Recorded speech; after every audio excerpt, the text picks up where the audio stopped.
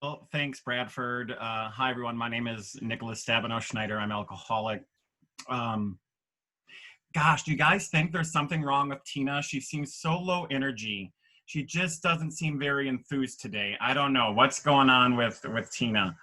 Tina, I think I had a chance, I think a number of years ago, at maybe my first WICIPA, Wisconsin Conference of Young People in AA, to hear you speak. And I believe your husband and I share a sponsor, Butch M, from Toronto. So small world, and we do have a bit of connection. And it really is a privilege to be with all of you today, and for the invitation, however that came to be. If that was my friends from AMOT, or however I got.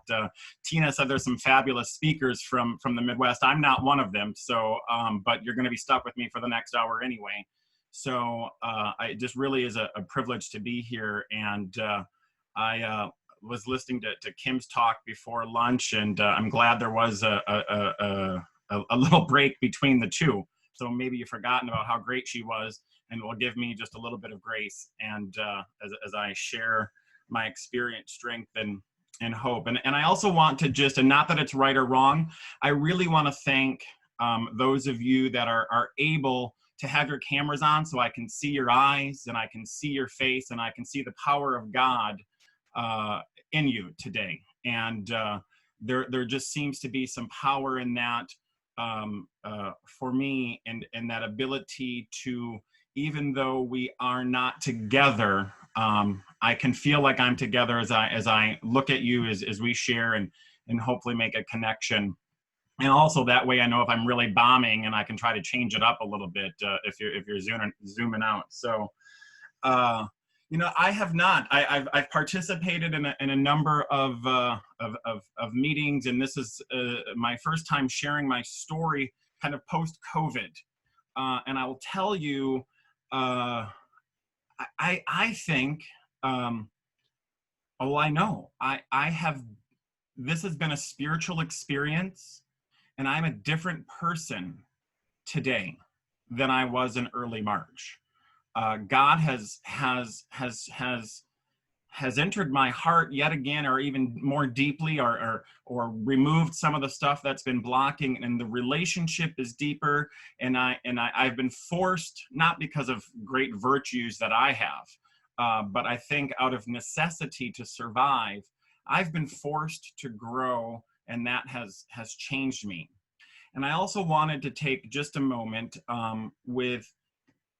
without dabbling in any outside controversy. I know we have a number of speakers here with us today from Cincinnati and Louisville and in other places right now, where right outside your doors, perhaps, it's very uncertain times and some very scary stuff going on. And even between that and between our pandemic, no matter what side, and somehow it seems like there's sides in all of this, and that's not for us to discuss. But I know that underneath it all, there's fear and love that we have that tie us together. And so wherever you are today with either of those things, and wherever your heart may be, and where your angst may be, we hold each other up in love, and we're there with each other.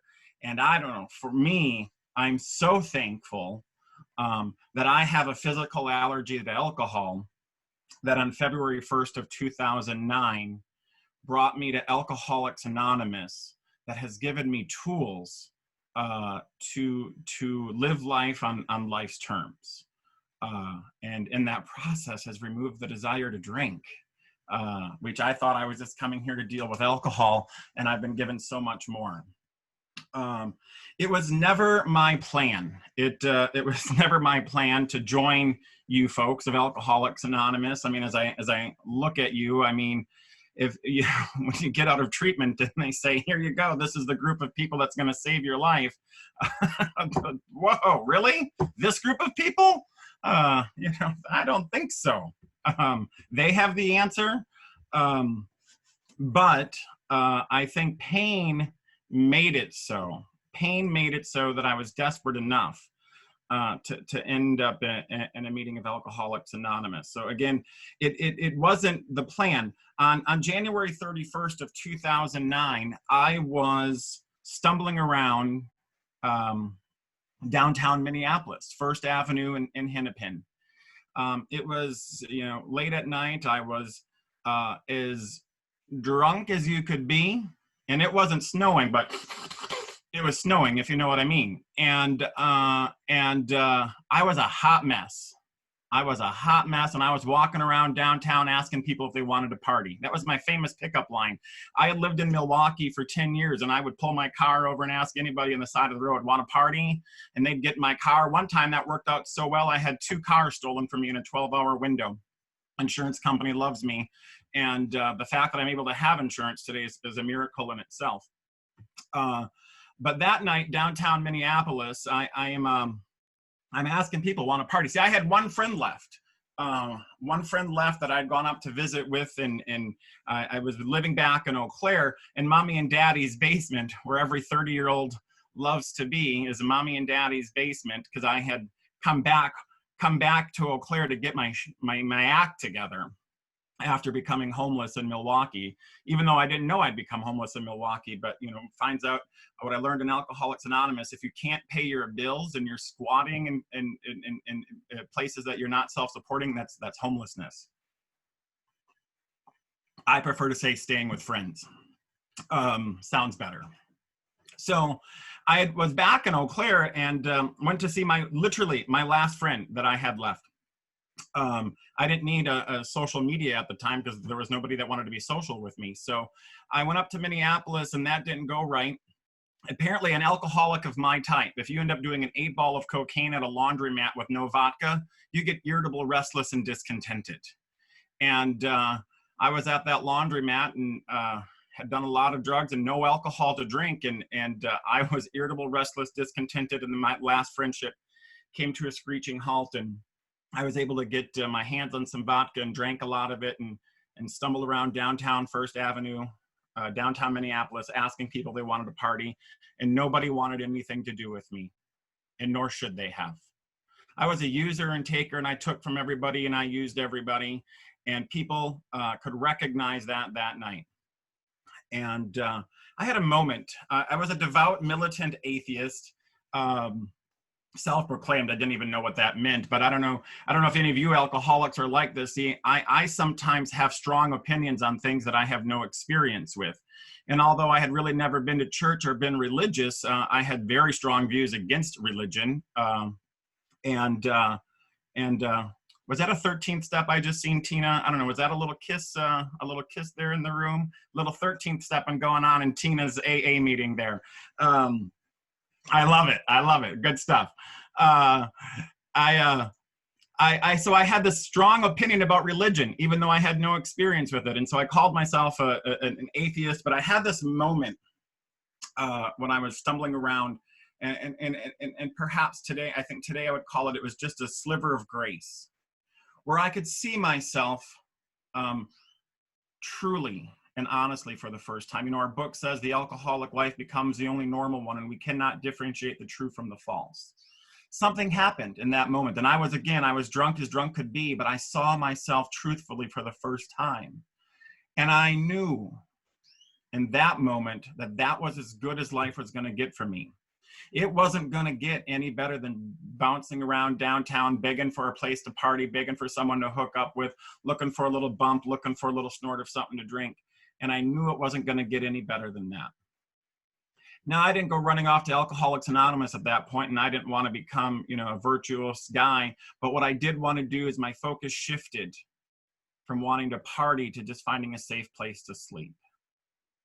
And I was able to do that. And if I ever come across the gal that was working the front desk at the little Motel 6 that I stayed at that night, I owe her my life, because I can only imagine what I looked like when I stumbled in and just said I need a place to sleep. And they gave me a room. And now interesting thing, the room, I went up and I passed out, fell asleep, whatever. I came to at some point the next day. My cell phone was dead. There was no alarm clock in the room.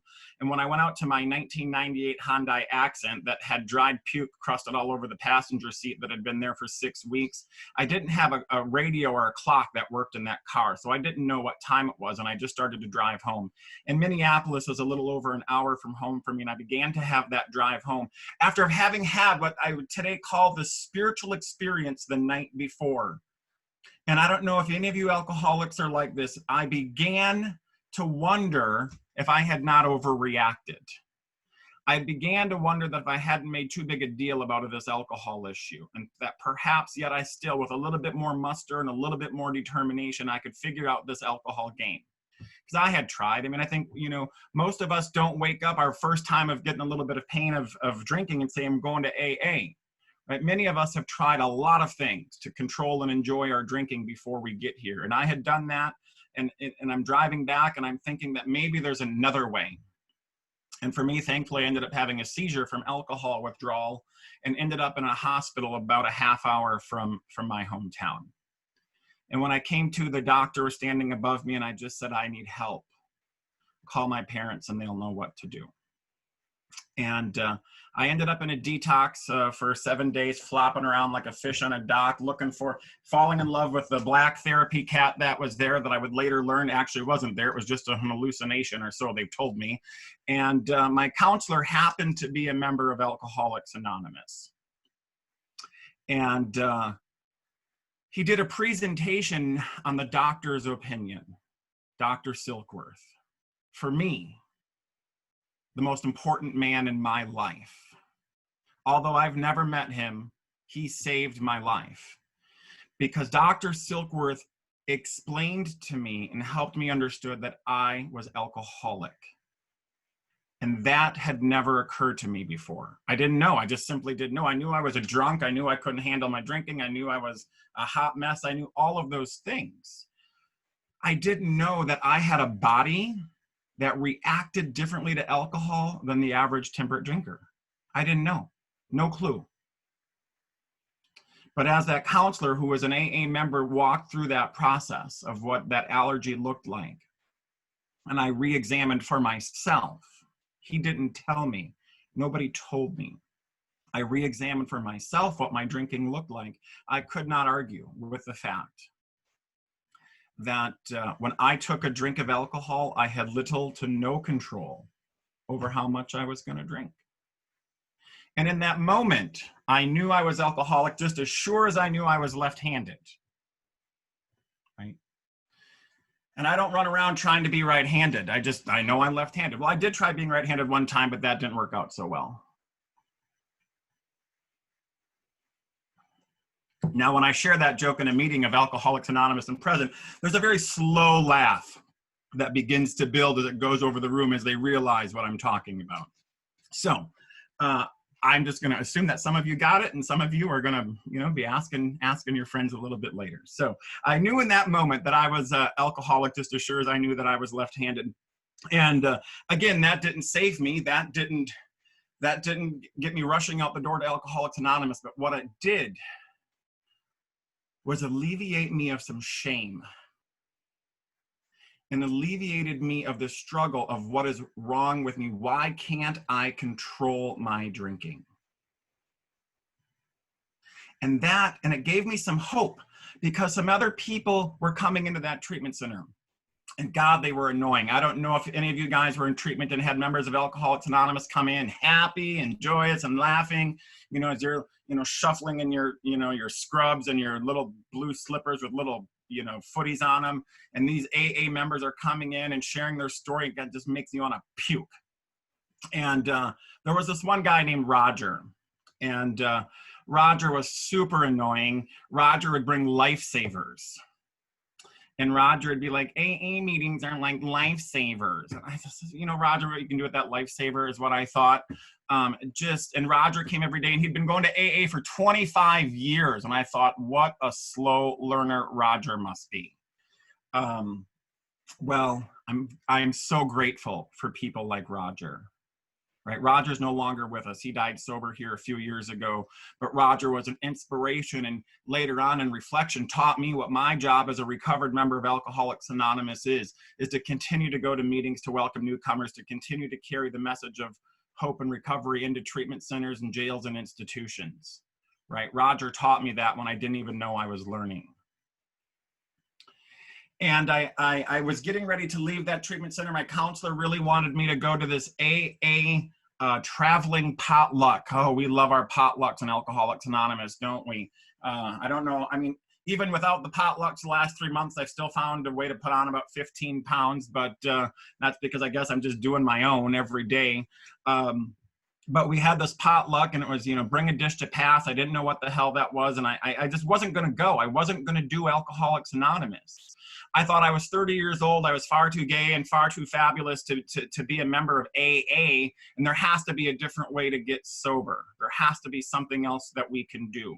And so my counselor gave me, he's like, you've got two options. Here's this AA thing I think you should go to tomorrow. But there's also this group, this recovery group. They meet every Wednesday. It's an at-will donation, and you could do that as well. And when I left that treatment center on a Friday night, I would have been convinced that I was going to that recovery group that following Wednesday. Something happened, I don't know what. Again, I think today I would call it somehow some grace from God, as on that Saturday, that next day, the thought occurred to me, Nicholas, if you want a different life and want to live different, maybe you should just do something that somebody else suggested for a change. And so about 3 o'clock, I said to my mom, I'm going to the potluck. And, she hadn't been to Al-Anon yet. So she whipped up a big batch of cookies for me to take. And I hop in the car and I rush off to the meeting, and it was at a church. Oh boy. Sitting there in that church parking lot thinking, here it is. This is how it begins. This is the recruitment process. And didn't want to go in. And again, there was enough desperation or enough pain, whatever it may be, that I found myself walking across the parking lot and got to the threshold of the fellowship hall. And I'll tell you, and I used to be one of those people that say, don't be a chair warmer. Alcoholics Anonymous is more than coming to a meeting and sitting in a chair, and that need is for somebody who deserves it. And that was really arrogant of me to say, because in reflection, see, we don't know the role we're going to play when we show up at a meeting of Alcoholics Anonymous simply just by being there. We don't know the power that might have. And my illustration of that, so as I sat on that threshold and looked into that fellowship hall, there was Susie. Susie was sitting there. And I recognized Susie. See, I was working a glamorous job as a cardboard folder at that time. And if you want to know more what that is, you can private chat me, and I'd be happy to tell you about the wonderful job of folding corrugated cardboard for $8 an hour. After having a career of upper $50,000-$60,000 a year, and then ended up folding cardboard for $8 an hour, I had met Susie. I didn't know Susie had a problem with alcohol, and I didn't know Susie went to Alcoholics Anonymous, but I saw her there. And the power that happened just by recognizing her and knowing her drew me into that room, allowed me to stay for that meeting of Alcoholics Anonymous. Susie didn't have to say a word. She didn't have to tell me about a fourth step. She didn't have to tell me about God. She didn't have to tell me anything. I just felt safe with Susie. Susie was never able to grasp these principles and live them. Either she was not constitutionally incapable or unwilling. That's not for me to determine. And Susie passed away a few years ago from drinking, but Susie saved my life that night. I'm absolutely convinced of it, simply by being at that meeting. And so we don't know the power. And so sometimes all that we're able to muster up is the ability to come to a meeting and sit in a chair, and that's okay. That's okay. I'm here to tell you, you're not going to recover. At least my experience is you're not going to recover and get the promises this book talks about simply by sitting in that chair. But if that's all you're capable of today, that's okay. Now, I caught my first resentment in Alcoholics Anonymous at that meeting. So I assumed that people came to AA, got well, got sober, and that I was the only newcomer there that night. And they did one of these sobriety countdowns. Now, I'm not like, I don't know, some of you people, I love attention. I've never shied away from it. I love it, good, bad, or indifferent. I like it. I love it. My fourth step says I need it. And so they do the sobriety countdown where the person with the most sobriety gives the book to the person with the least sobriety. It's a big show and everyone cheers and applauds. And I'm convinced, I'm 6 days sober, that I'm going to get the book. Of course, and a chronic relapser picked up her 17th book of Alcoholics Anonymous that night, and I lost the sobriety countdown, and I caught my first resentment in Alcoholics Anonymous. And what I'll tell you is, yet again, God's plan, far better than my plan. I was given a book that night. One of the members of that home group that was putting on that potluck went and got a book and knew that I was new and didn't have a book. Went and how much time do we have? Well, this goes to 4 o'clock. Tina, I think I got 2 more hours, right? Okay, plenty of time. I'll be talking, nobody will be listening, but I got a book that night from a home group member. And she wrote on the inside, February 7th, 2009, congrats on 6 days. So great that you have been brought to us. The truth is, you don't ever have to drink again, and your life will change if you keep coming back to meetings of AA, get a sponsor, and work the 12 steps. February 1st is a great sobriety date. Keep it. In love and service to AA, Tina M. I'll say I've done my best to follow those instructions, and I don't want to say I've kept that sobriety date. I don't think that's ultimately for me to determine, but I've been graced with that sobriety date since coming to Alcoholics Anonymous by doing the best to do the actions that many giants and AA heroes have shown to me and demonstrated to me, and by getting connected to a power greater than ourselves. And the trivia that was going on, and I even though we're not virtually together, I felt like I shouldn't smell and stink and I should shower before I spoke today. So I was getting ready and I came in and they were doing the big book trivia, and it was, what was the purpose of the book written by the first 100, and italicized in the foreword to the first edition, italicized because those words are important, to show other alcoholics precisely how we have recovered. Precisely is pretty precise, isn't it? Now, since that day in Alcoholics Anonymous, I have been given, my life has been recreated, and I have come and I have been given a way of living and a design for living that's beyond my wildest dreams. And I began to walk through these steps, and I will tell you, the way that the steps looked for me 11 years ago are different than they look today. And I'm telling you, the way that they're looking today is different than they did 3 months ago. Right? Because life and life circumstances will force us to either turn deeper into our relationship with God or turn towards material solutions, right? We will become irritable, restless, and discontented without a spiritual solution. And the reality for me is I always had a spiritual solution. Even before Alcoholics Anonymous, it just came in a plastic bottle. Well, a nice glass bottle in the beginning. It was Grey Goose and Kettle One. By the end, it was cheap plastic bottles of Blue Squirrel and Grey Wolf. I mean, I don't know if any of you drinkers are like that, but it got pretty shitty at the end. Okay. So, I wanted to touch a little bit upon, because Kimmy, who always does a great job and is a better AA student than I am, sought some clarification on the topics today. And I see that I actually, had I looked a little closer at the flyer, of course, all I noticed was that my name was spelled incorrectly and had a resentment, and didn't pay any attention to anything other than, my ego and, how I'm going to look. I actually had a topic to talk about. And so being the good, responsible alcoholic, I started preparing for that about 25 minutes ago. And on page 83, it says, don't delay, right? Don't delay.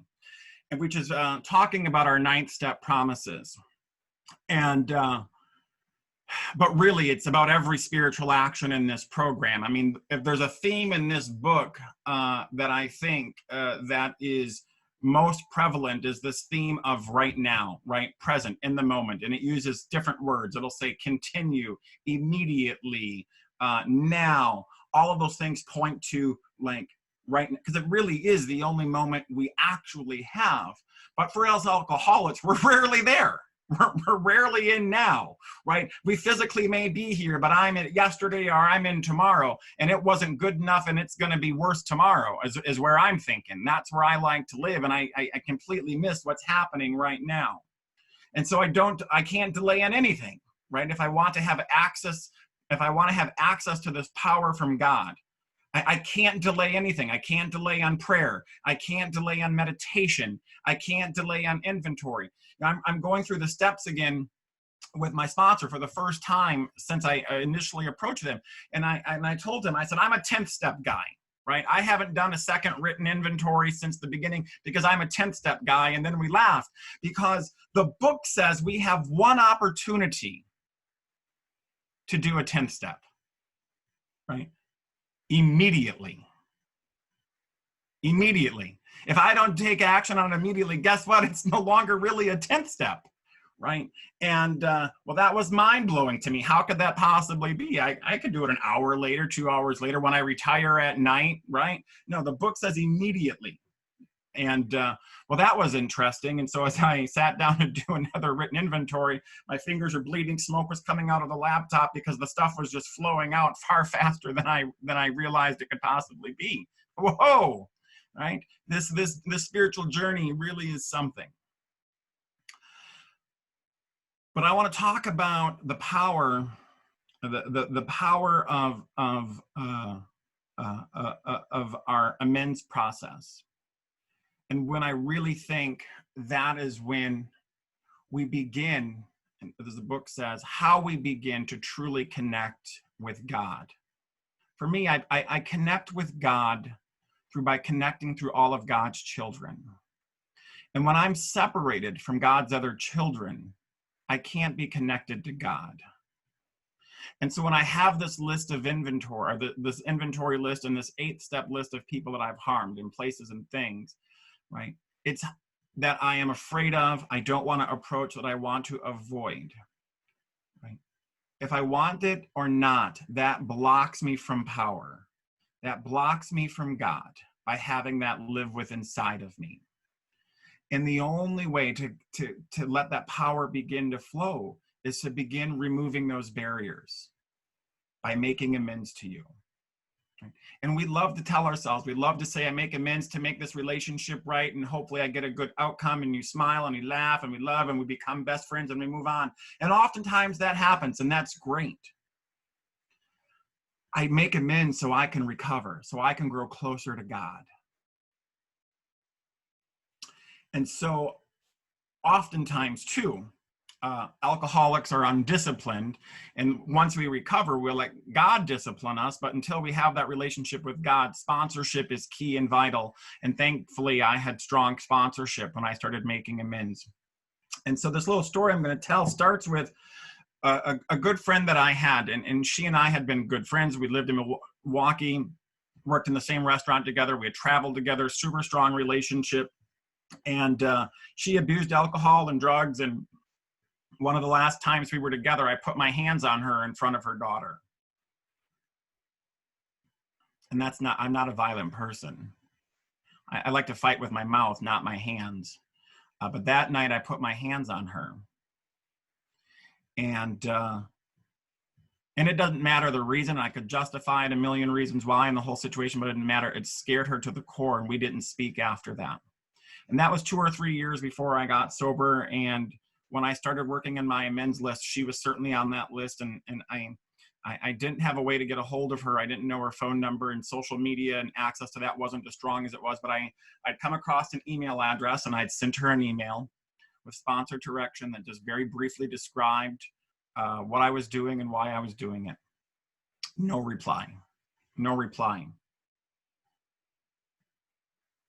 Sponsor direction was wait 4, 5, 6 months, I don't remember, and send it again.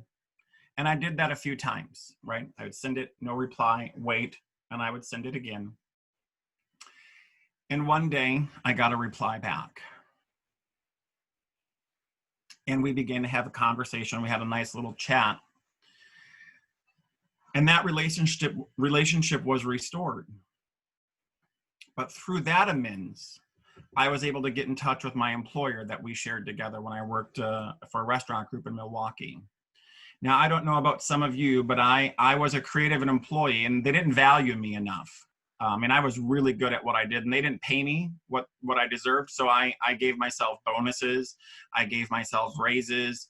I gave myself company gifts. Some people call that stealing and embezzling. I call it giving appreciation to what I'm worth.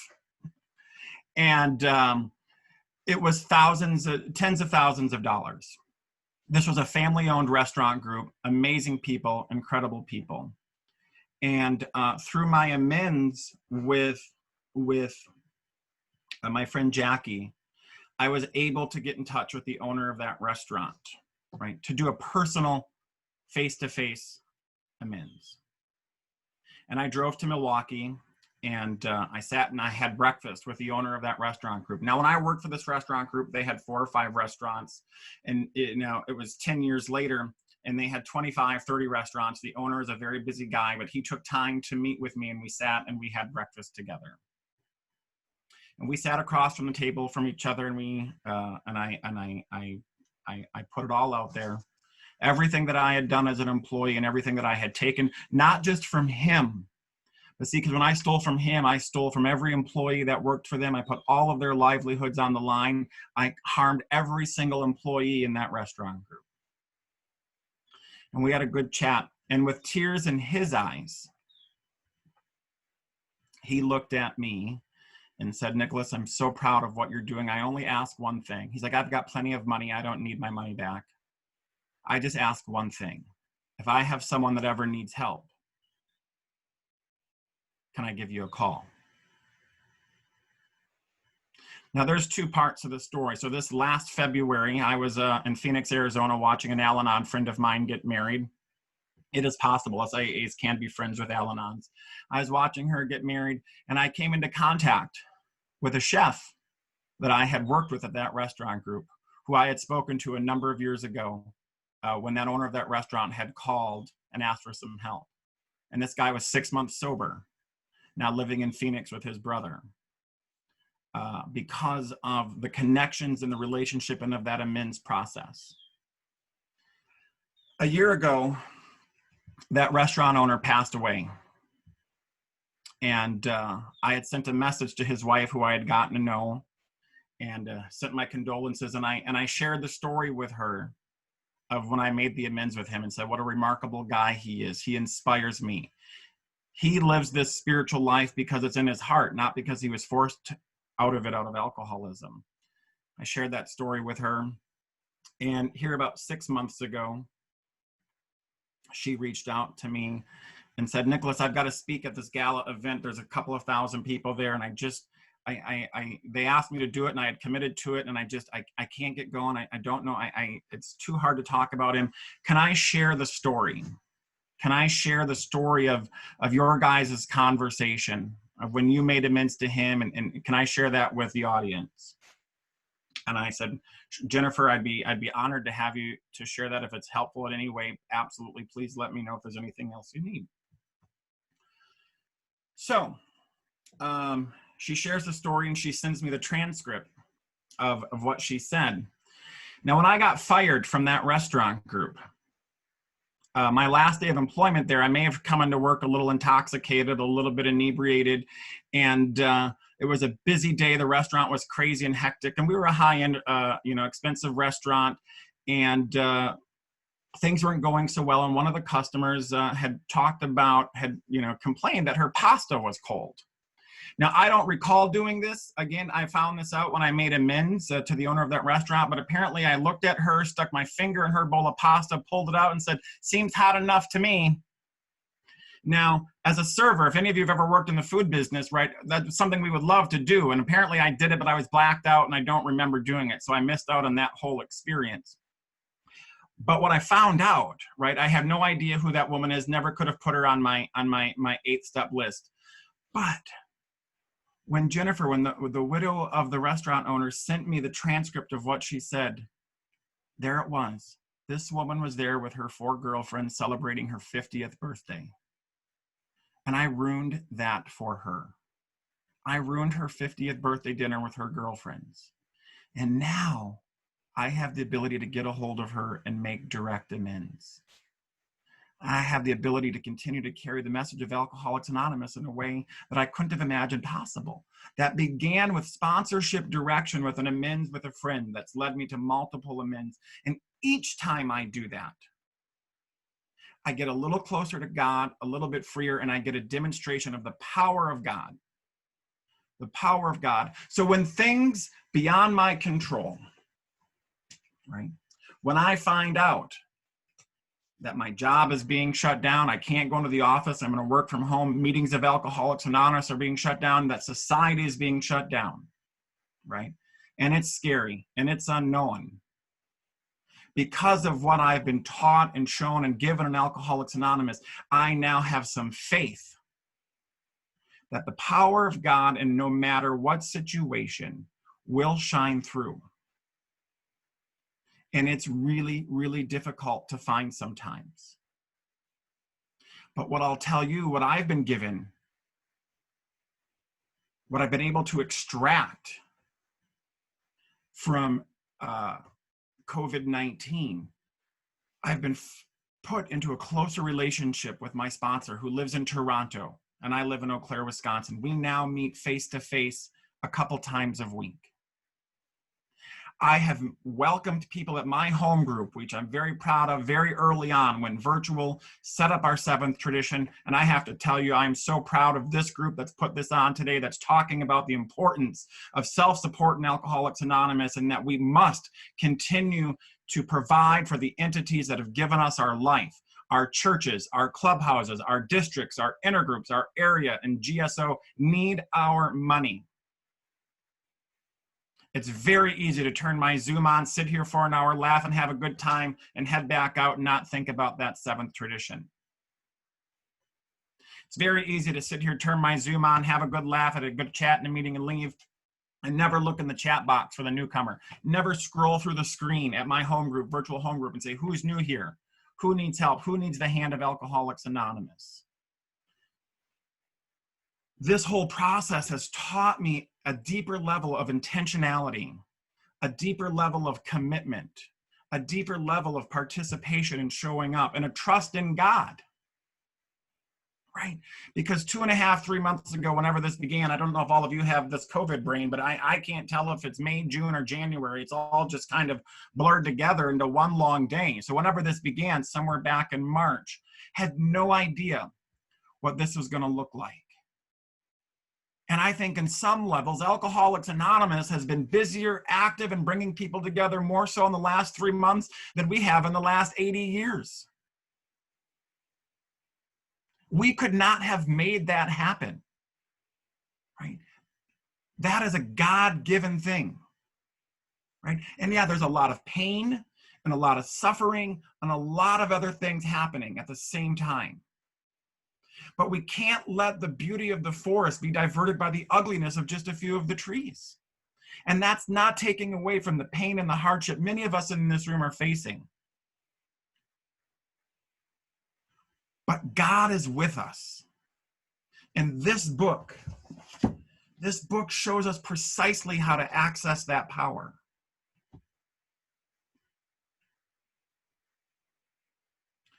And so where we go from here, what we do as we begin to open up and meetings begin to resume, we must continue to think of our common welfare. How we carry the message to the alcoholic who still suffers.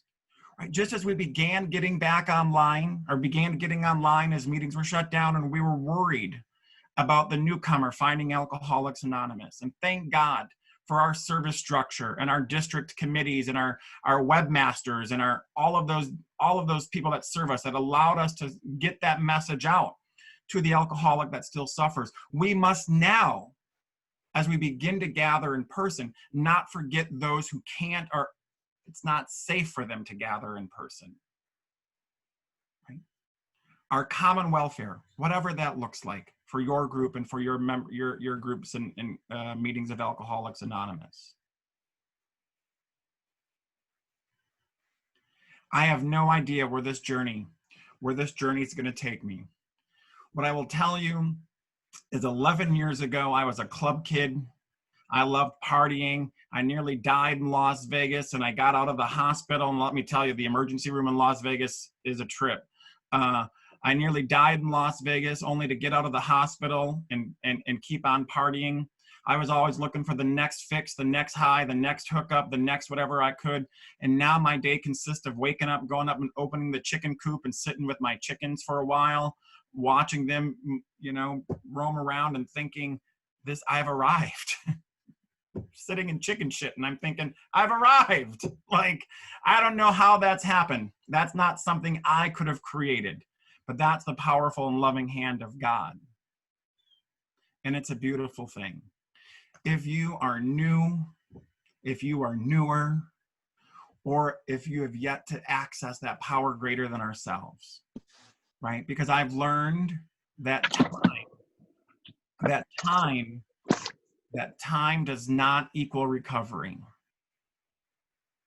right? And we can have 1 year, 5 years, 10 years under our belts, and we can be sitting in meetings and painful. Kim was talking about that earlier, right?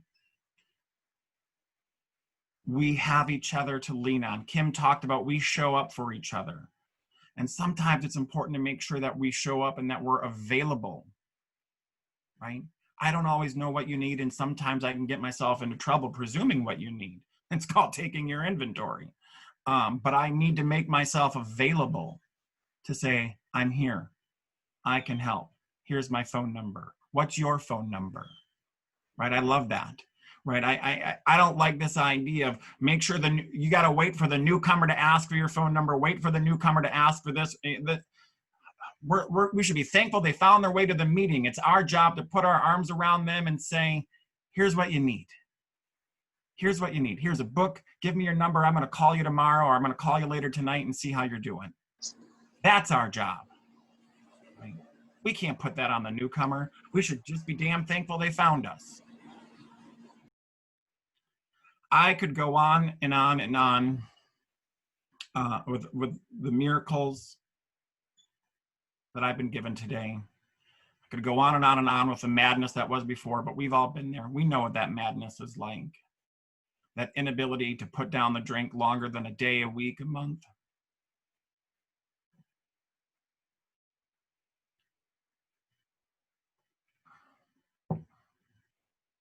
I couldn't have imagined having the life that I've been given today. And I hope that God sees fit that when I wake up tomorrow, I'm a member of Alcoholics Anonymous. And I hope that as I continue to trudge this road of happy destiny, either here in the virtual world or in the physical rooms of Alcoholics Anonymous, that in some way, God allows me to be of service to you and your fellows. Thank you so much for the privilege of letting me share today and spending a little time with you this afternoon. It really was an honor, and thanks for letting me share.